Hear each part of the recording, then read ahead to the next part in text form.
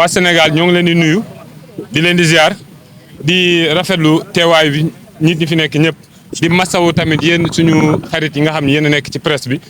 di leen di jaajëfal ndax de déplacement ak dérangement bi ngeen def ngeen dégg suñu cri de cœur bu ñun waa cité Diamalaye cité poste HLM Grand Médine et environ mooy lu ñëpp xam te lu ñu yàgg di kaas di ko dénoncer mooy le littoral bi nekk fii cité Diamalaye nit ñi nu ñu nekk di ko def donc nag ñu doon sàkku à ce que yëf yi ñu wax ko ba ñëpp dégg ko kilifa yi jot ci li ci jiitu nag muy président de la république du Sénégal ndaxte moom moo ñu yilif ñun ñëpp te coow problème bi am fii nag ci taabalam lay mujj te moom moo ko war a àtte lan moo xew mooy maanaam dañoo gis depuis quelques années ay nit dañoo am pratique yi ñu jël mooy maanaam ñëw fii ci suuf yi nga xam ne domaine public maritime la woon ay nit fexe ba soppali ko naan dañ ci am ay titres fonciers ñun ñi nga xam ne ñoo dëkk Diamalaye plus de 40 ans ñoo am seen papier sax am ñoom génnagul mu jugee foofu kër yi commencé jóg fii naturellement ndoxu taw yi nga gis yu jugee Parcelles Assainies ak Nord Foire buy roogalaat fii la jëm si ndoxu taw boobu di ñëw fii ñu gis ni kër yi da koy menacé bu juddoo ndoxu inondation day Diamalaye fa la jëm lu tax mu fay jëm parce que état mi ngi investir ay milliards di lutte contre l'inondation tey ñu xëy suba gis ay projets yoo xam ni mën naa juralaat loolu waa cité bi bu loolu weesoo insécurité dafa am Diamalaye à cause de travaux yi fi nekk agresseurs yaa ngi fi en pagaille la prostitution am na fi ba ñu ñuy tuddee sax ñaari tur yi ñoo ngi fi te loolu nag du yoon li koy indi mooy maanaam tefes bi nga xam ni bàyyi nañ ko mu nekk mu jaxasoo gis nañ fi ay charretiers dañ fay def léegi mun naam garage ay charrette fii yëpp yàqu na ñu ngi fiy dem àll di def lu nekk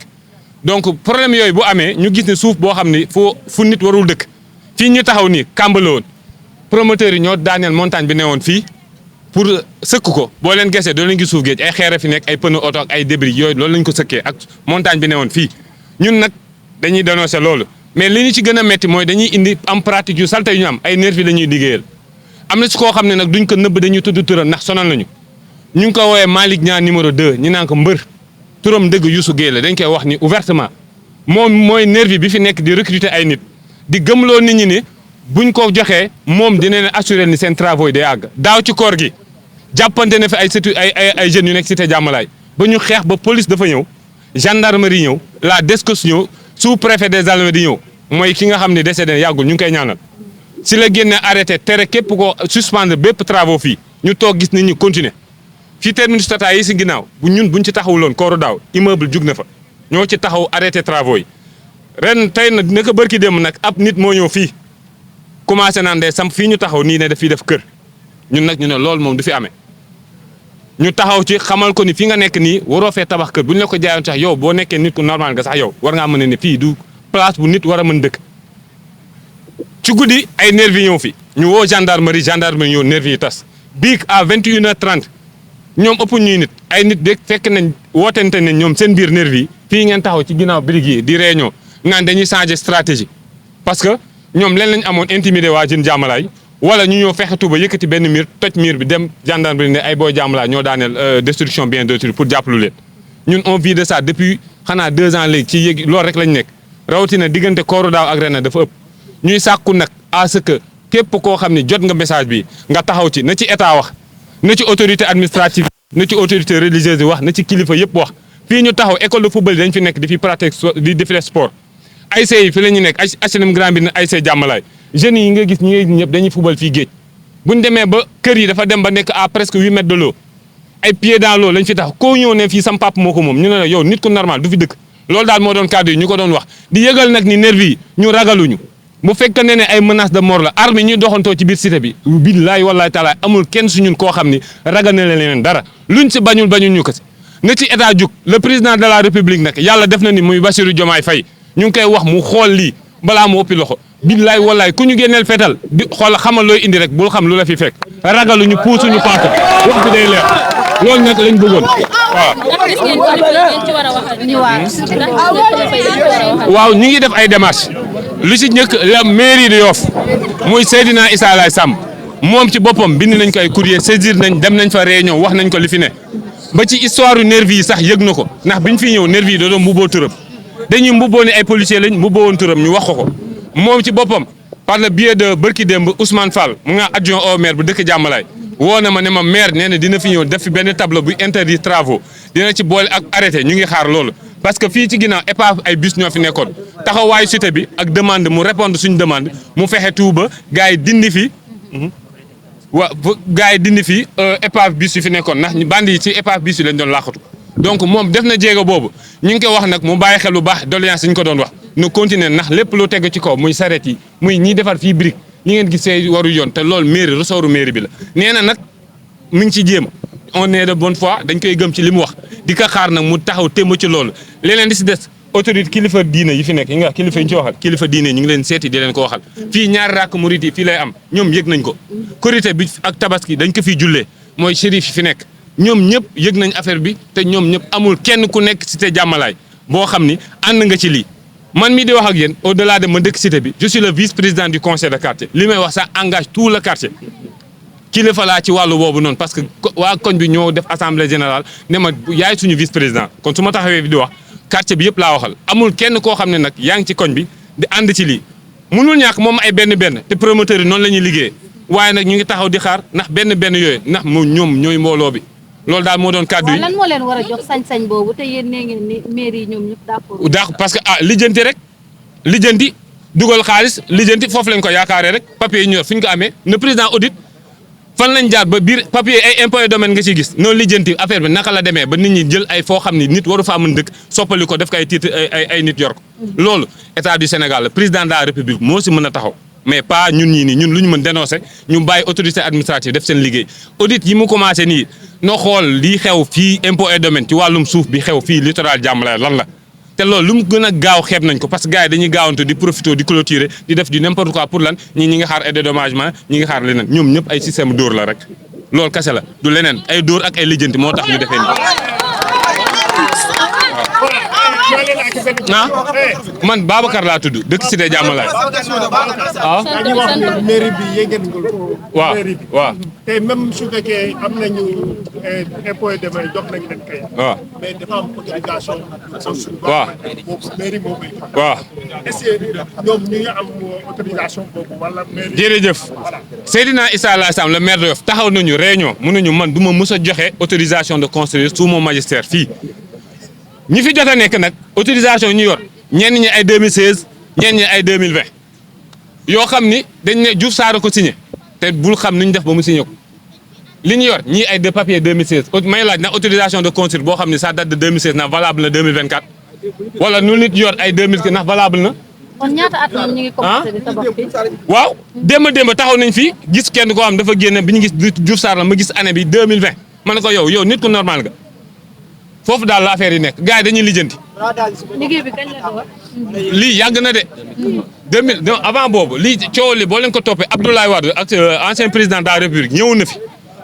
2003 ñëwoon na fi ndax coow amoon ba mu seet suñu benn yaay di profité di wax ni gars yi nañu bàyyi suñu turu yaay boobu ñuy jël naan ko mooy jël di monté booy monté wul kenn fii ñun waa koñ bi ñoo génn ànd ak ñun ñëpp moom monté wul kenn wax boobu nay leer léegi nag président de la République ñëw na fi. kan mooy promoteur. promoteur yi am na ñu ci xam kay am na ñoo xam ne duñ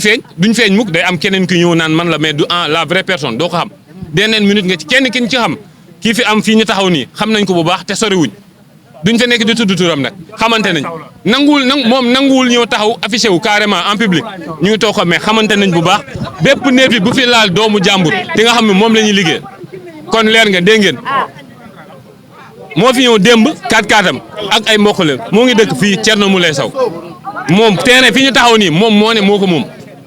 léegi nag ñun ragaluñ ko de ragaluñ keneen ku dul moom nag yàlla rek a fi ne fii ñu taxaw nag gis nañ fi lu ne armé nañ ay nit yor fetal yor jaasi ñëw ñu xam ne booy ragaluñ suul nañ fi ay bopp mbaam xuux ak ay dametu ay béjjën ak ay yu kenn xamul te loolu ça date de très longtemps pour ñoom mystique day tax waa koñ bi daw pour ñoom physique violence physique day tax waa koñ bi ragal faalewuñ leen wax bi dafay leer lu ñu indi li ci topp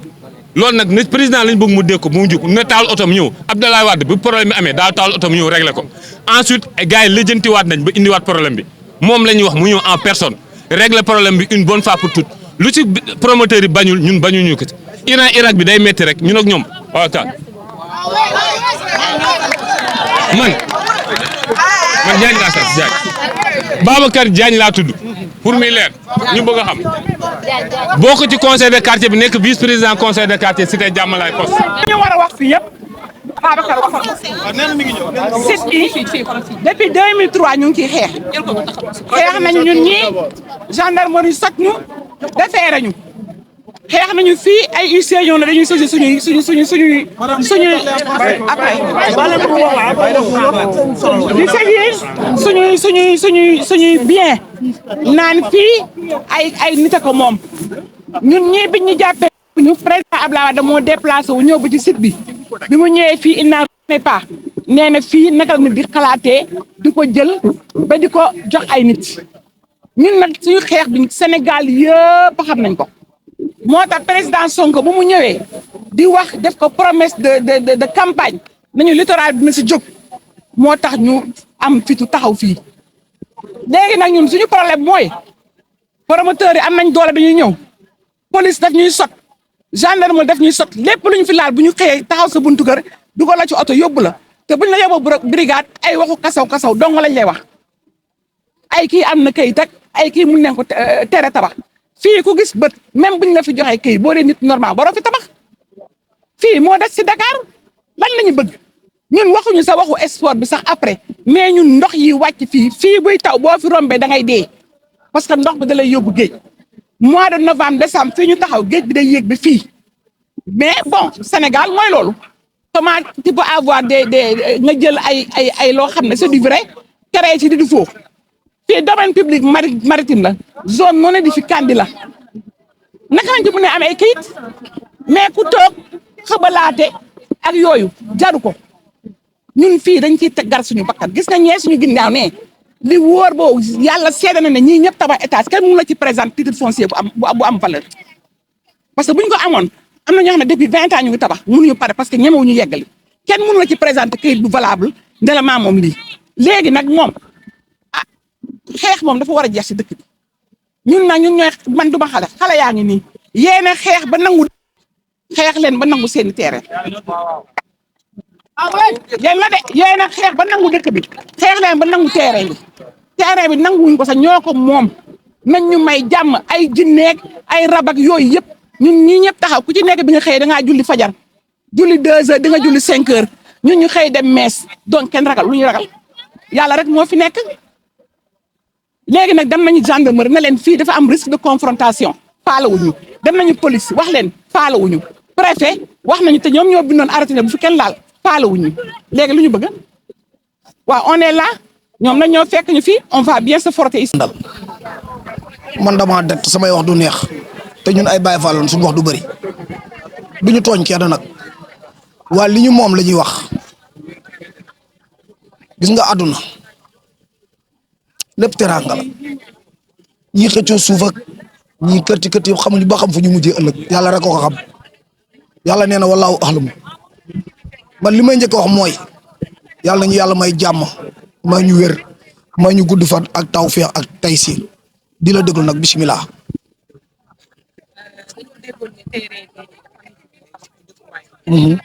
looloo waral seen jotaay tey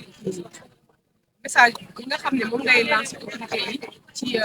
ñu bëgg a tabax fii ban message la. waaw man message bi may lancer mooy fii domaine maritime la espace public la ndaw ñi war nañoo am fu ñu ne fii la ñuy jullee ñaar rakka yi fii la ñuy jullee korité bi passé fii la ñuy jullee tabaski te àdduna lépp loo xamante ne maanaam espace la fii dañ ko war a defar fii dañ ko war a aménager comme niñ def Dakar gis nga boo demee Dakar nga xool fa da ngay gis ko defee salle de musculation pourquoi fii mënuñ fi def salle de musculation pourquoi fii mënuñ fi def terrain football maanaam def ko terrain synthétique pour booy mën cee football même bu ñuy gaña sax baax na pourquoi mënuñ fi def terrain basket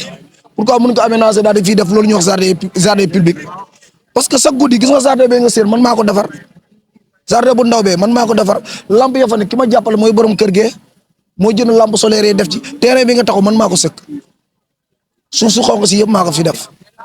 ASC HLM Grand bi mooy entraîné fii ASC Jàmmalaay mooy entraîné fee xam nga ñun yàgg nañ fi mais dafa rafet nit bu jógee fële daal di ñëw.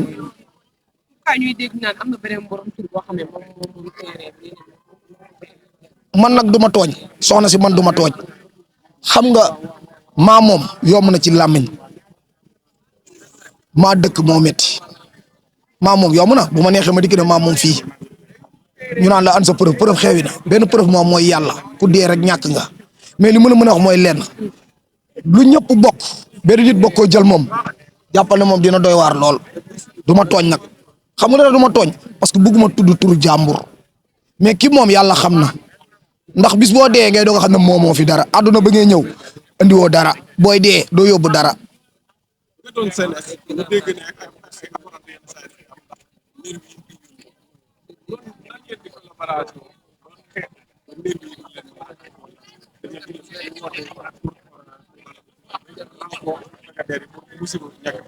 loolu fii la ma fekk loolu fii la ma fekk maanaam loolu bi mu am fii la ma fekk man lépp fii la ma fekk d'accord woo nañ ay nit ñooñu ñu woo ñëw nañ fi man gisee naa ak ñoom ba waxtaan ak ñoom ne leen carrément xam naa ne yéen dañ leen a fay mais duñu ay noonu nekk leen nit ñi nekk fii di xëccoo yëpp ñu ngi seen kër yi di lekk di naan bu leen nangu yéen ñu leen di sacrifier waxtaan naa ak ñoom dégg nañ ma ci kàddu ñu ne ma d'accord man ne leen bu leen ci xeex bu leen ci xuloo lii man duma ci xeex duma ci xuloo man damay wax li nga xamante ne moo jaar yoon lii alalu askan bi la du intérêt benn nit intérêt population bi la lan moo li dajale nit yombul luwe nit yombul ni kenn ko luwe da ngay liggéey mu gis te xale yi di ëllëg ñoom ñooy màggi doon mag te ñoom ñaan nañ yàlla ëllëg ñu am fu ñu ne di fa fooye nekk ci yeneen affaire parce que ku nekk da nga yor sa xel imaginer nga jël xaj tëj ko ci kër bu génnee ñàkk nga ko day dof nit tam noonu la mel boo ko tëjee ci kër bu génnee day dof espace bii nga gis nii lu ne mën nañ ko fi def wax naa ko sànq mën na am terrain football mën na am terrain basket mën na am espace public boo xam ne maanaam côté boo xam ne nit ñi war nañ fa mën a toog ay jardin public jardin d'enfants et tout ça lépp mën nañ ko fi def même sax ay dibiteurs yi mën nañ ko fi def fii mën nañ ko aménager ba mu nice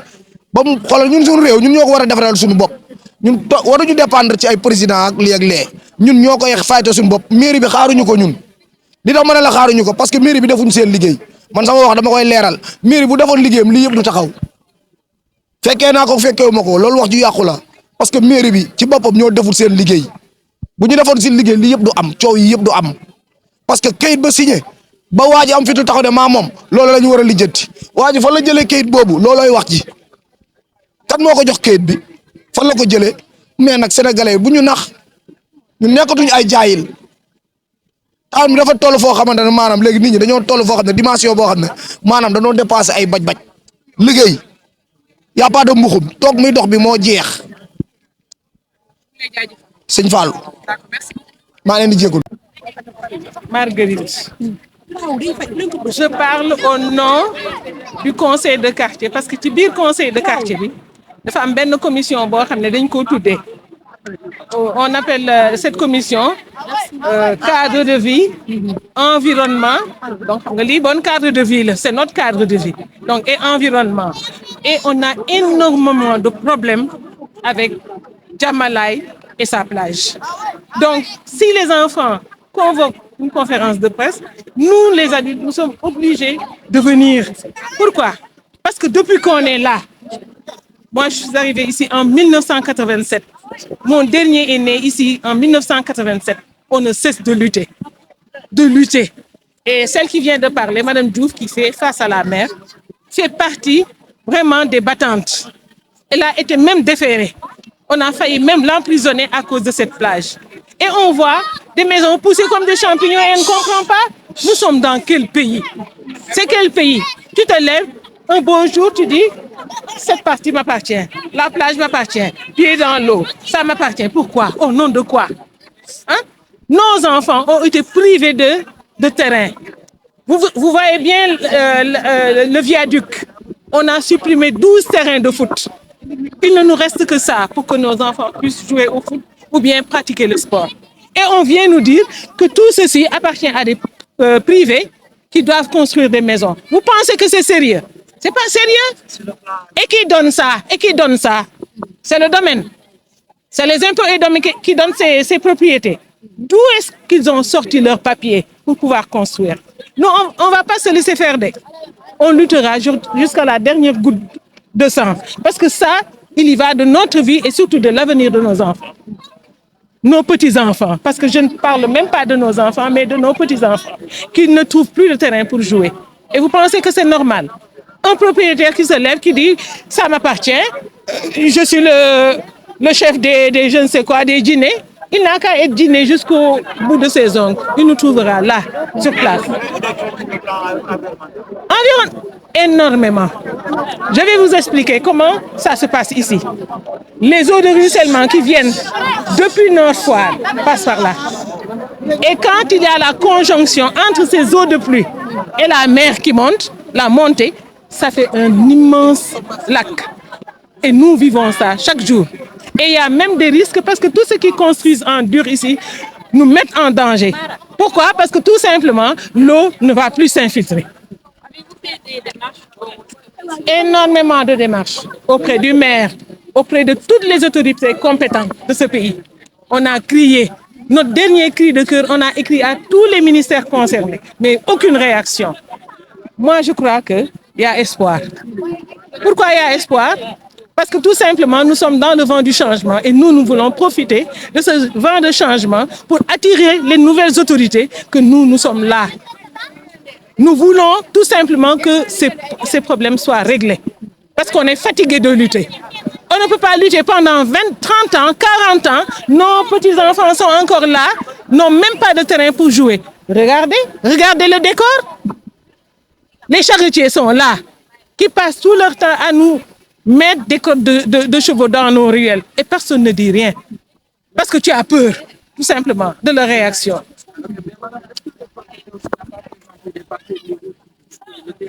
Mais c'est trop facile de comprendre. C'est trop facile de comprendre. Parce que ce terrain-là, nous, quand nous sommes venus, nous avons trouvé un terrain vide. Un beau jour, on nous dit que tel terrain a été déclassifié, on les a spoliés quelque part et on leur a donné ça. Et vous pensez que c'est normal? C'est comme ça qu'on spolie des terrains. Donc, on a pris votre terrain, maintenant vous allez à Diamalaye parce qu'il y a de l'espace. Sans tenir compte même de l'environnement, sans tenir compte même des populations qui habitent là, dont les maisons sont menacées. Et vous pensez que c'est normal? C'est pas normal. Donc, qui leur a donné ces papiers? Je ne sais pas. Parce qu'ils ne peuvent pas avoir des papiers, peut-être non. Mais tout ce trafic dans ce pays-là, et ça, tout le monde le sait. Vous-même, vous le savez. Pour avoir quelque chose, il suffit simplement de mettre la main dans la poche pour avoir ce qu'on veut.